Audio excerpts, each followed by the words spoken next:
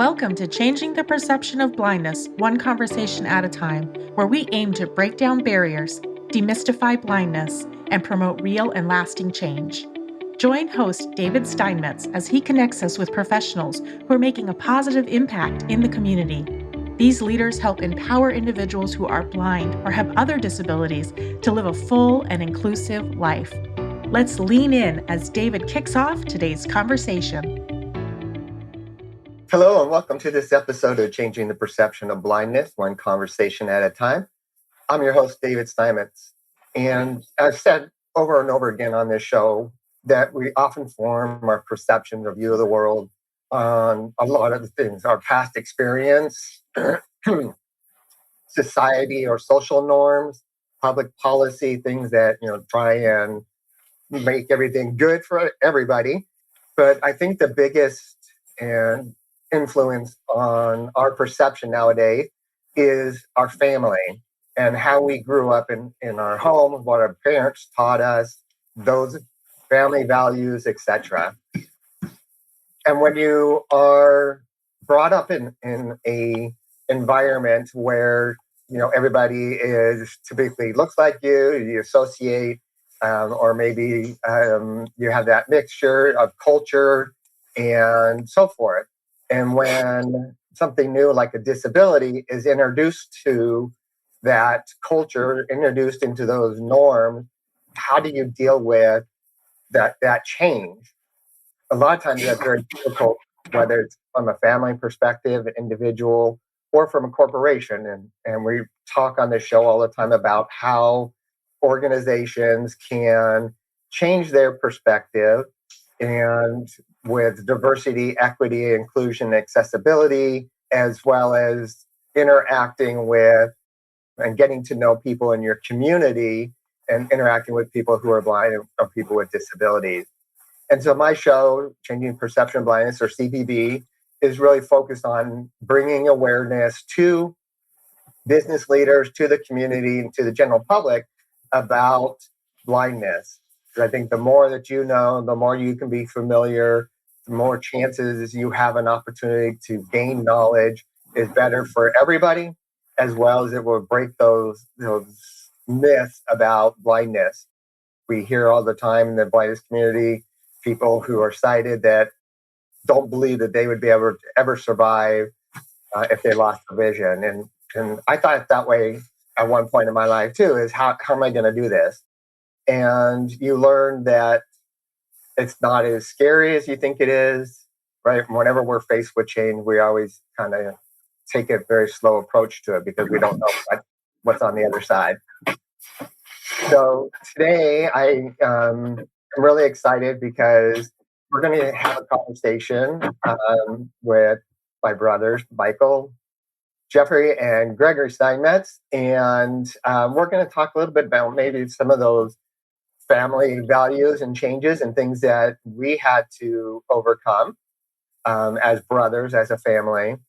And then what does that bring each one of us to our daily lives now when we look at disability, maybe in the workplace, or disability in the community? And what does that look like, and so forth. So I'm really excited. Let's get the conversation rolling. I'm going to introduce the oldest of the four, Mike. If you just give a little background about yourself, where you work, and then we'll pass it down the line. Sure. Good morning, David. I'm Mike Steinmetz. I live in Sherman Oaks, California. I'm born and raised here in Los Angeles. I am the oldest of the four of us. I work for a company called Teladoc Health. As we talk a little further, I think it's really important that, as David said, what I've learned in our family, I'm able to bring to my employer and my job, and stand up for inclusion and equity. Awesome, thanks, Mike. You're up. Hey, I'm Jeff. Yep, Jeff Steinmetz. I live in Chatsworth, California. I am a director of IT for a nationwide merchant musical instrument retailer. And I think with the family values and changes that we've had to deal with, I've got a new appreciation for the vision impaired. Helps me, I think, at least consider some of that in the workplace. Awesome. Thanks, Jeff. Greg, you're up. Hey, David. So I'm Greg Steinmetz. I'm the youngest of the four boys. I also live in Sherman Oaks, California. I work at Guide Dogs of America in Los Angeles as a senior manager of admissions and graduate services. And I am also blind. I'm working and living with my vision loss. Awesome. Thanks, you guys. And it's kind of funny as I was thinking about this show today and how we're going to kind of formulate this conversation. And I kind of look back at how, we grew up as kids and, playing tackle football in the front yard. And it seemed like it was the two oldest against the two youngest and everything, which doesn't always seem to be fair when you look at the size difference of Mike compared to me, being as tall as he is. But it was always funny, as well as, how we were brought up in the community and how we think about things. And then one day I got this diagnosis after sitting in the doctor's chair for basically 8 hours with instruments that looked like they should belong in Dr. Frankenstein's laboratory, and how that one day kind of really changed, our perspective. And so from there, basically, the entire family was tested and evaluated. And Greg, as you mentioned, you also are living with retinitis pigmentosa. Can you guys, anybody, want to share maybe a little bit about that first initial conversation about blindness? And I'd love to hear from both Greg and Mike and Jeff from kind of that opposite perception. Sure. I mean, for me, I remember it was more than probably at least 35 years ago. I was a teenager and remember that David had been diagnosed first and really didn't understand what all this meant. I don't know, I was 15, 16, maybe somewhere around there, that, that diagnosis didn't really register, that I could be blind at some point. And, I remember going to UCLA and doing all those tests and, finding out that I had RP as well.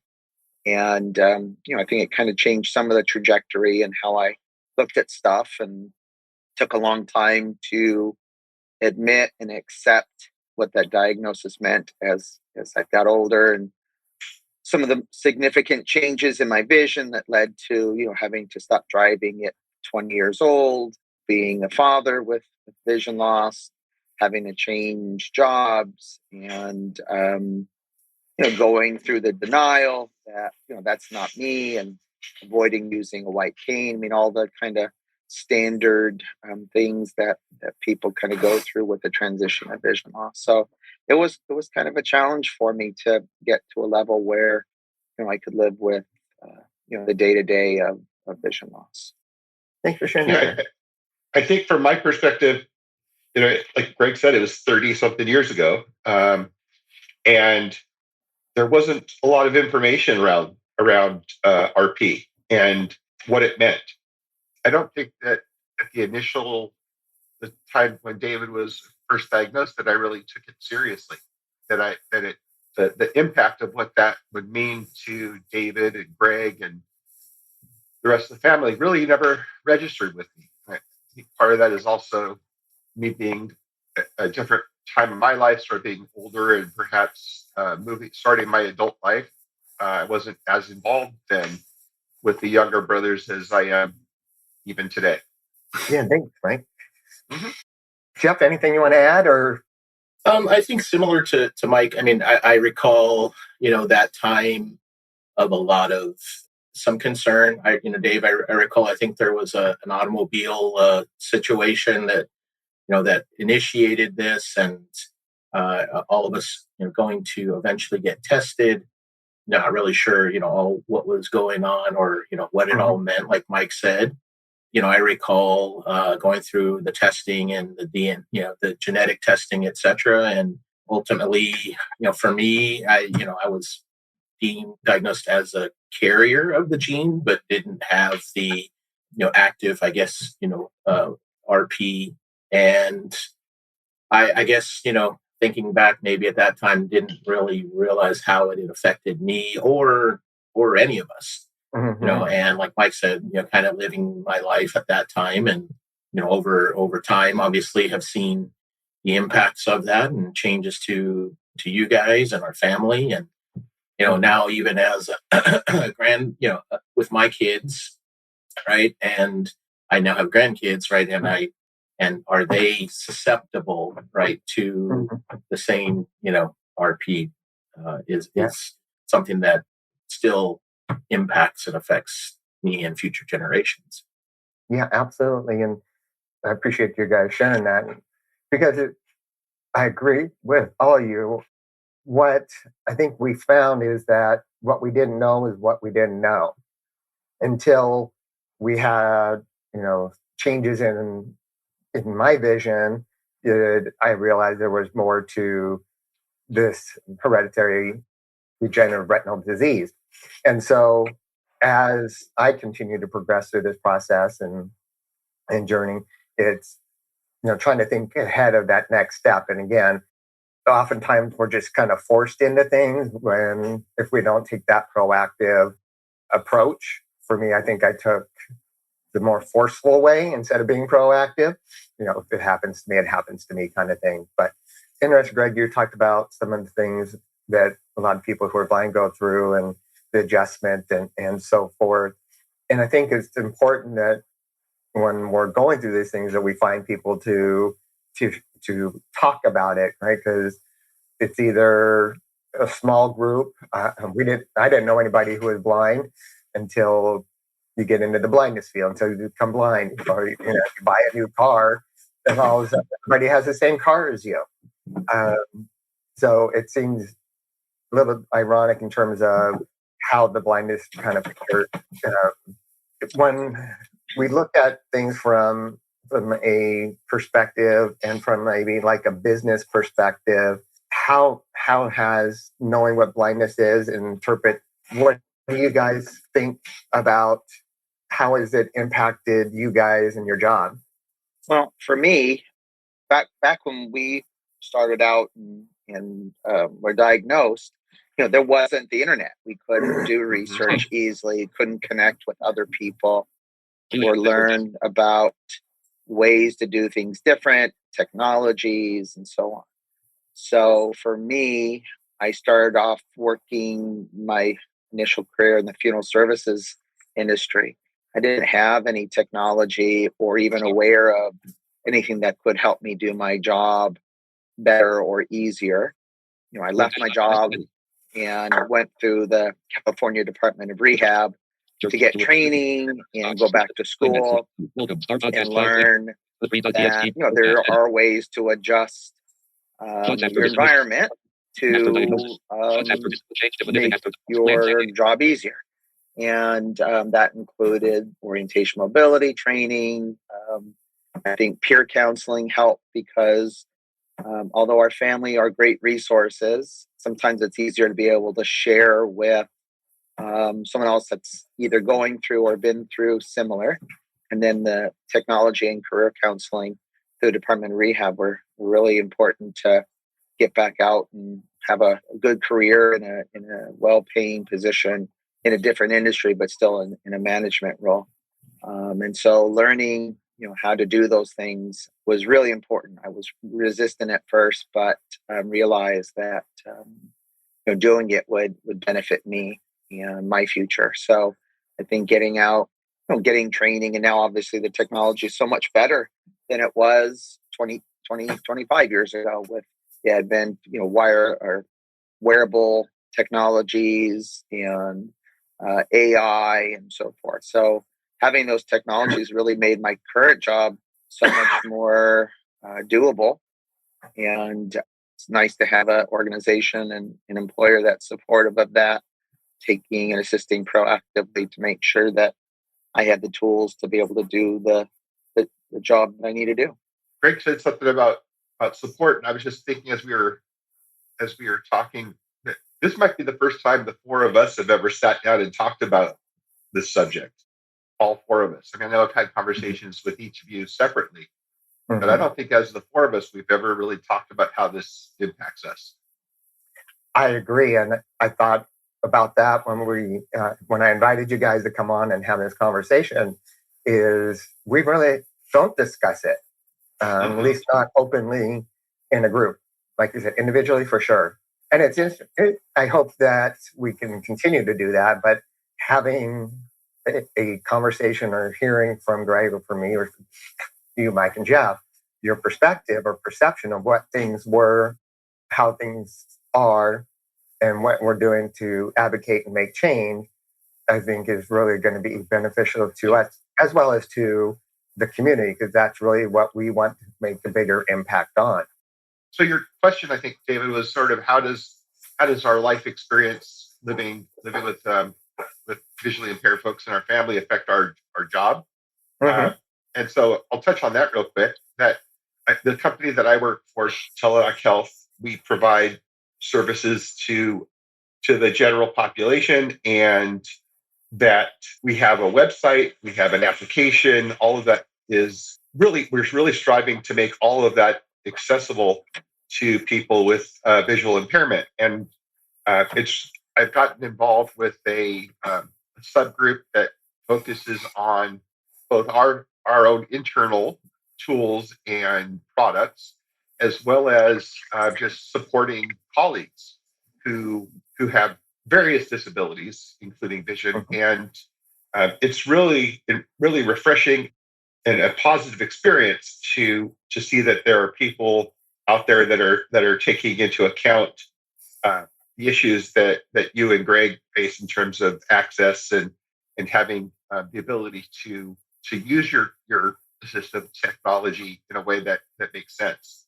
And just as an aside, one of the things that I think is so funny when I talk to the developers in our organization, and they talk about that they are developing for screen readers, and I say, have you ever tested it? Like my brothers use their screen readers, which is like at a 5 times speed of talking, and heard how it sounds in real life, and they're sort of dumbfounded. They just test everything at normal rate. And my experience listening to you guys is that that's not real life. And so that's been something very interesting to me. Yeah, there's a lot of organizations, right, that are really focusing on that inclusion, accessibility, and so forth, and making sure digital accessibility is for all.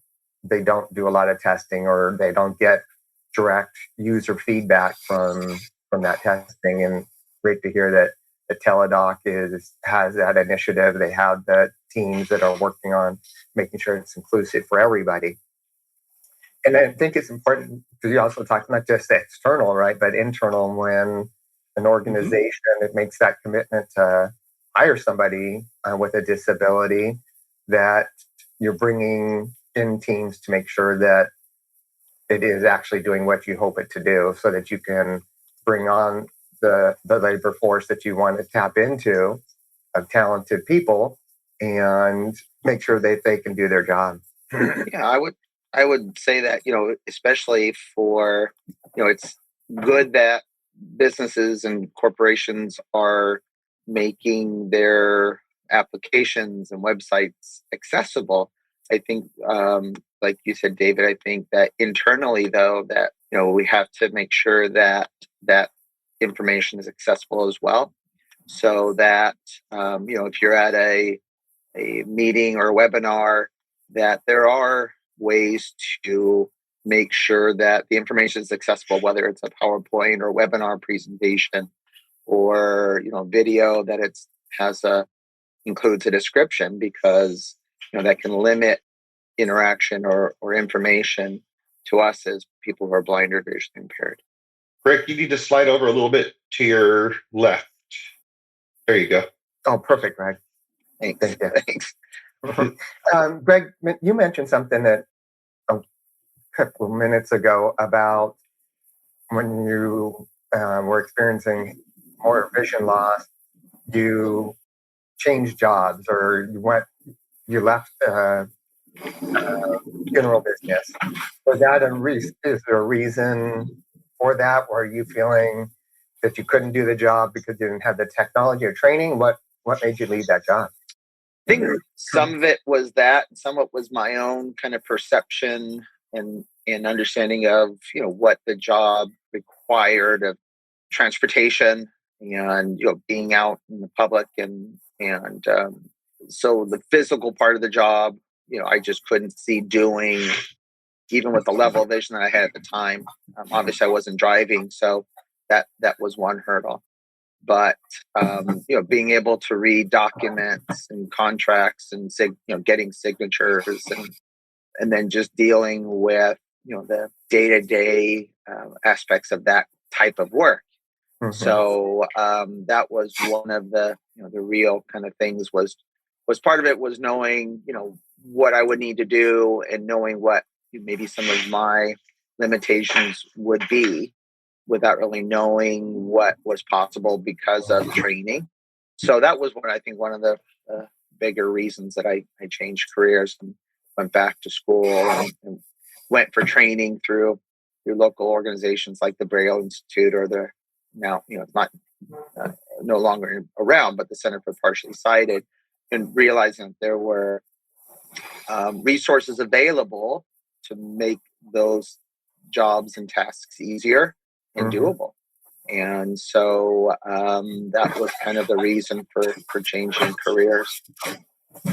Yeah, and I think that's exactly the heart of this show is not knowing, right? Is not knowing what blindness is, not knowing what to expect tomorrow for those living with an RP where your vision is decreasing on a day-to-day basis, to employers who are trying to hire somebody that says, well, they're blind, how are they going to read this contract or how are they going to access that information? And that's, I think, is the biggest hurdle, stumbling block from one, the disability community, and two, from the employer's perspective. Is through this show, through advocacy work that you guys do, we hope to break down those barriers. Jeff, what do you think about this experience? You mentioned that you're talking about you being a carrier, your kids and your grandkids and future generations, potential blindness in the family. How does that make you or impact you in terms of your advocacy of the work that you do in supporting the blindness community, as well as just, your perception, right? Greg said that he didn't think he could do the job that he's doing. Where do you see for you or your family what does blindness look like to you? Well, I think first and foremost, as as a carrier, right, of the gene and potentially passing that on to my kids or grandkids and so on and so forth, it weighs on me, right? As I think back to some of our experience, right, and where did this come from, and who was the person that gave this to us, right, type of thing, and ultimately, is there guilt around that, right? But and I pray or hope that none of my family or grandkids or whatever are affected by that down the line. Quite frankly, I've thought about how do I help my grandkids today potentially prepare for something like that if it were to come to be, right? And whether it's trying to help teach them Braille or those types of things early on, just as just exposure to that. But looking at from my my perception and my experience with my relationship with it with both you and Greg, I think you guys have overcome so much, right? And I admire the jobs that you guys do in both advocating for blindness or people who are visually impaired, as well as your places in the workplace and all the accomplishments that you guys have done there. I mean, I think it's a great example of your vision loss or impairment not holding you back. I remember, for a long while, yeah. I mean, I think Greg, you mentioned it about denial and anger and this and that, and I think acceptance. And you guys have done a lot of work to overcome and participate in fully, right?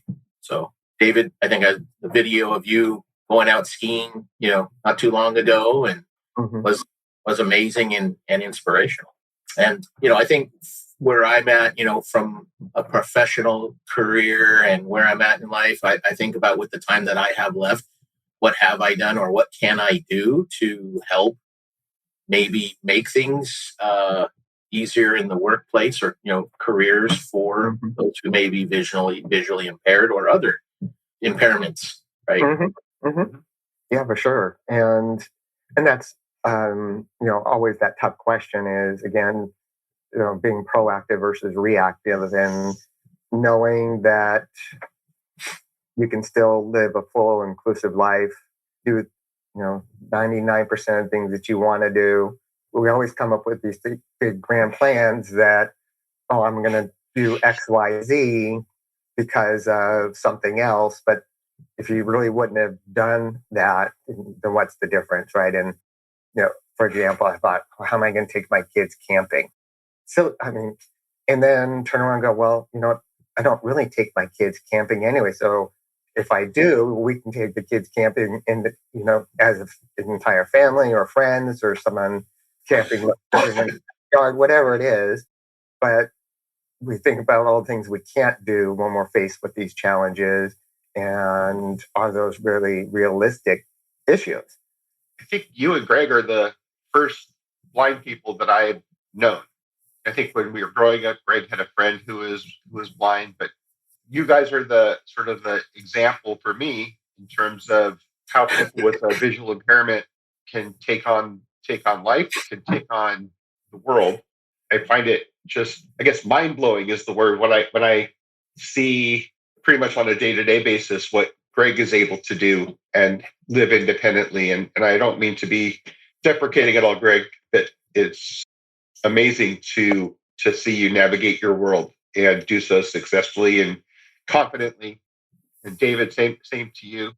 Both of you have accomplished so much. And the thing that it's, there's a little bit of guilt on my part that I'm not affected, that I'm not a carrier, that I'm not affected by this condition. And so that's always in the back of my head nagging at me a little bit. I never knew that there was some of that guilt associated with it. I guess we can say, for me as the blind brother, sorry, I keep trying to hold back my cough, and it makes me talk funny, is the fact that we say, why me, a lot of times, right? Didn't think about that from the other perspective of why not me or whatever else. So thanks for sharing that, Mike. Sure. Interesting to know these things. It's important to share them.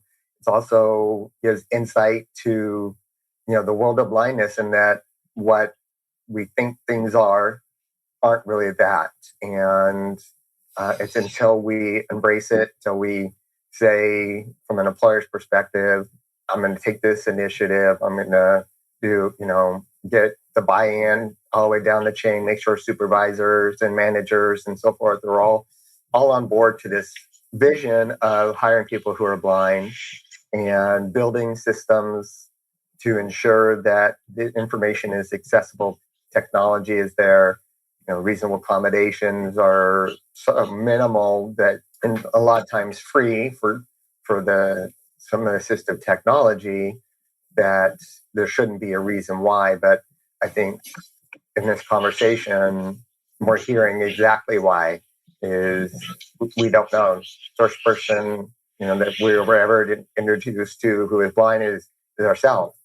And I see my kids go out into the world. I think they're more compassionate. They see things, and if they do see somebody who's blind and may be heading into danger, whatever else, are capable of going up and talking comfortably to somebody who is blind, and having that conversation to make sure, one, that person's safe, and two, to be good citizens and so forth. And have you you guys ever felt how to make those connections, or that growth in the blindness community? Are there things that you do maybe to support the blindness community, just out of curiosity? Yeah, I actually had that similar experience that you just described at the mall a couple of weeks ago. My wife and I were just walking through the mall, and there was a person with a white cane, and it appeared to me that the person perhaps was disoriented or lost as to where they were. Mm-hmm. And I stopped for just a moment just to check in with them and ask them if they needed any assistance. Are they okay? And they told me they were. And so I was able to walk on, but I don't think that I would have had that awareness had not been around you guys before. As far as my support, I think I've told this story a lot of times, but David and Greg, you guys are both guide dog users, and we were at graduation one day when you got one of your dogs, and my wife said we should do something to give back for the wonderful things that these dogs do for you guys.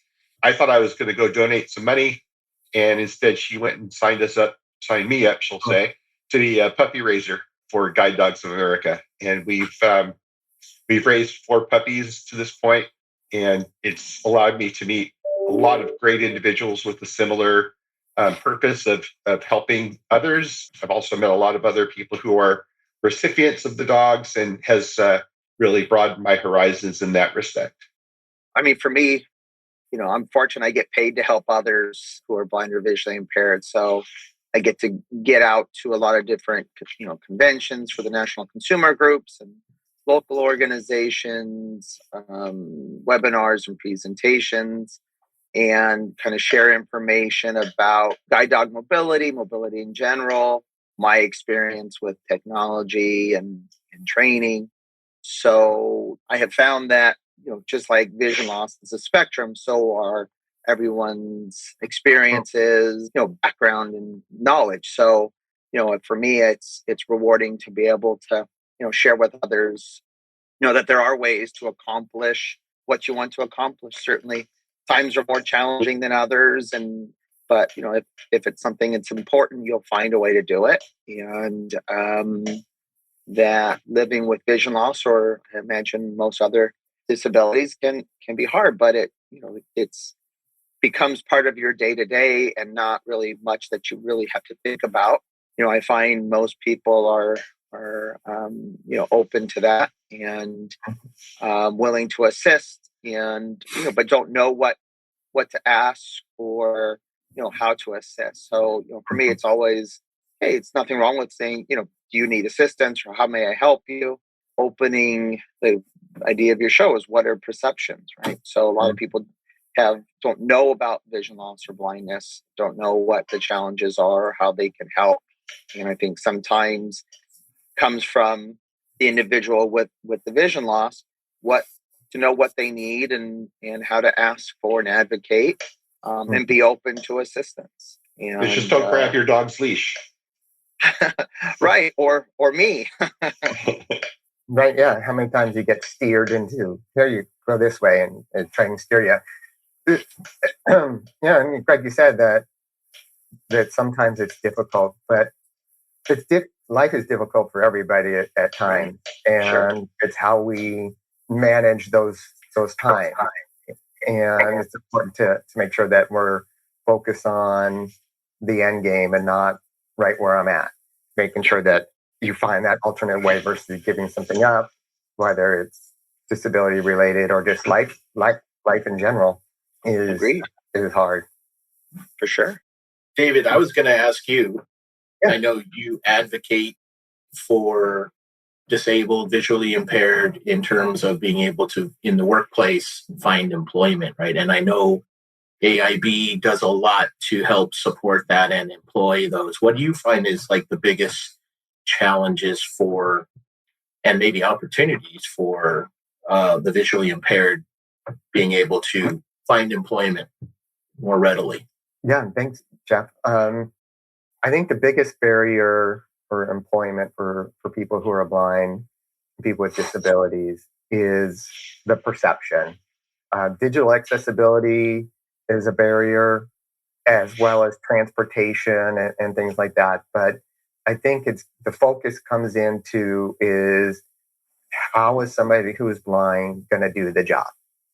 And if you can't get over that thought, you can't get beyond the disability, then we'll continue to see 70% unemployment among people who are blind and vision impaired people with disabilities. And there are programs now, as Greg mentioned, through vocation rehabilitation and others that are training people with disabilities to be successful in the workplace. But we find that, it's 2 years after you go through this program is about the average before finding a job. I think that comes really from that fact that I've never had an experience or encounter with someone who is blind. I don't have the vision to see how somebody who is blind can do the job. And as Greg mentioned, the technology that's there to do just about everything else, but it's not always there for everything. But it is getting better, and the more we advocate for it, I think the bigger impact we will have. Because I know, you guys are out there doing that as well, Jeff. You support with Guide Dogs of America, with Greg, and convention and conferences. You traveled recently to Texas for a conference. And I think often interesting to see is that I think the disability community kind of mirrors general population, obviously, but you have people who are confident, people, cane users in their orientation and mobility, in their technology skills. And then you find those that are always seeking assistance and so forth, or are less confident in their orientation mobility, need more kind of guidance, and so forth. And I think sometimes that breaks down into why there's unemployment as well, is that we need to make sure that if you're going to apply for a job, in times that I did after graduating college, I had a great resume. You get in the door, and then there's this person's blind. We're done with this interview. And so you got to make sure that skills and job descriptions match your skills and things that you're applying for. Also don't impact that unemployment. Yeah, I mean, you mentioned the conference. I did have an opportunity to go with Greg to, I think, to Houston, I think earlier this year, for a national conference for the blind, and it was very, I'll say, eye-opening. Like you said, to see, you talked about our experience and interaction with people who are visually impaired, right? And typically it was either, or it's you and Greg, or maybe Guide Dogs, Guide Dogs community. But there was hundreds and if not thousands of people, right? Individuals who come to this conference for the blind and have classes and seminars and things like that. And, there's a show there that had, different booths of technology and different offerings and services. And like you said, saw so many people at different stages of their, I guess, in their journey, right? And like you said, some that were, maybe newly experiencing, vision loss, etc. And it was amazing to me to see how people, how those individuals, right, maneuvered through the conference, and some had more confidence, like than others, and you would really not know, right, that maybe they were at vision loss. Mm-hmm. But yeah, it's definitely eye-opening to me and my experience from that, and the services and technology that's out there, and how that's assisting that have been afflicted, with vision loss, or have vision loss. I touched on it a moment ago, but it's always amazing to me to see how little the general public knows how to deal with people with vision loss and blindness. Even our own family members still say to David and Greg, "It's over there," or "Come over here." And there just needs to be so much more education on how to help people, how to interact with people. Forget about helping them, right? Yeah. And I think people are afraid, right? I know, and like you said, in our family, we don't say the word blind. We'll say, "Oh, you can't see well," or something else to avoid the blindness and saying the word, and that's part of who I am. And so it's not something that should be scared to talk about or say the word. So absolutely, I think education early on is so important. So we're butting up on our time here today, and so I want to give everybody an opportunity to kind of again talk about your organization if you want, or as last closing moments. Any words that you guys want to give? I'll just say, Dave, thanks for setting this up and coming up with this particular episode. I really, enjoyed sitting down with you all and talking through this. Like you said, Mike, we haven't really ever done this before, so it's always good to do, in public, across, the entire internet. But thanks for setting it up, Dave. We're going to go big. Exactly. And nobody cried. And we're all being much too nice to each other. Exactly. I'm not here representing my organization today, but I will say that Teladoc Health is a great place to work. I would encourage that if you're looking for employment, check out the website and see if there's any careers that suit you. Also, make a plug that Guide Dogs of America here in Los Angeles, Southern California, is looking for puppy raisers. So I will put that plug out there too. And David, again, like Jeff just said, thanks for putting this together. It was really a lot of fun to participate and share with everyone. I'll go ahead and kind of wrap up here. And again, thank you guys. Thanks for sharing, some personal things and some insights into your perspectives from the journey through the blindness. I apologize for my voice and shakiness and conversation as I continue to heal here. And I'd like to thank Arizona Industries for the Blind, an enterprise nonprofit organization dedicated to empowering people who are blind or visually impaired to achieve their version of the American dream by creating and sustaining employment. So it's really great for them to sponsor my show again. And I hope that we have proven that with the right training, the right technology, and the right attitude, people who are blind can be successful in the workplace. Thank you. Thank you for listening to Changing the Perception of Blindness, one conversation at a time, with your host, David Steinmetz. Be sure to subscribe to Changing the Perception of Blindness, one conversation at a time, on your favorite podcast platform. And tune in live on Phoenix Business Radio X every third Friday at 9 a.m. We hope you feel inspired by today's conversation, and maybe we've even sparked a new idea or opportunity.